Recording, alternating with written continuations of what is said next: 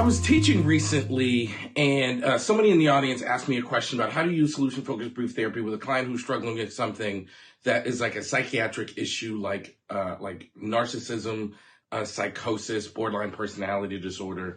And that's a common question. People ask that question all the time. And I think when you talk about something as different as solution-focused brief therapy, people hearing the message, people hearing what you're teaching, automatically start thinking, because it's so different, like, what are some areas where this wouldn't work? Common question, happens all the time.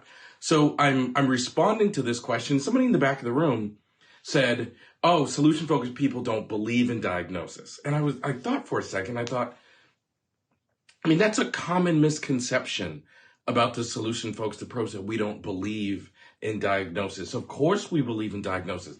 Diagnoses are real, impact people's lives, impact people's loved ones in their lives.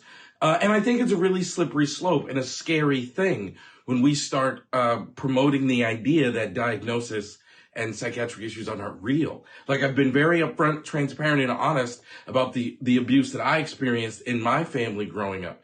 And I think it's a really slippery slope. Like, if we start going down the road of like diagnosis is not real, then it's really easy for like the Elliot to start to think, then maybe it was my fault that abuse was happening. Like, it's very clear to me that the perpetrator of that abuse struggles with psychiatric issues. Those psychiatric issues and unresolved traumas went untreated for a really long time, but it's a really slippery slope to start promoting the idea that diagnosis and psychiatric issues are not real.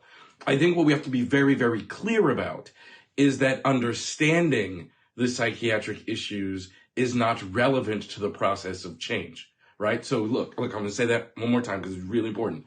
So while we recognize that psychiatric issues are real, understanding and resolving them are two completely different things. So like, I don't have to understand the root cause of the psychiatric issue in order for the client to experience change. Like, I think it's such a common misconception that we think like solution-focused brief therapy people don't believe that diagnosis is real, and thus we think we can like be positive enough.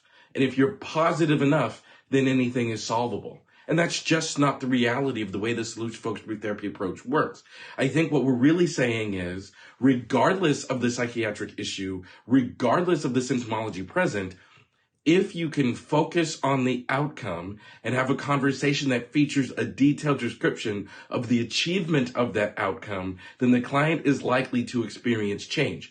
Doesn't matter what the psychiatric issue is. So while we acknowledge the psychiatric issue is real, we also acknowledge that the power of the outcome and a conversation wherein you're doing a description of the presence of that outcome is much more powerful. And I've seen a lot of lives impacted by this belief, not just professionally, because I've seen professionals think, oh, so I got this client and my job is to like help them be more positive and that'll help. Or people who have someone in their lives, like I've had, who have psychiatric issues, and you just think, well, maybe if I can just be more positive, or I'm not allowed to notice problems. Of course you are. You're absolutely allowed to notice these things. They're there and they're real. But a solution-focused conversation is about the outcome, and a description that is about the achievement of that outcome. So let's not perpetrate that misconception anymore. Like, let's be really clear about this.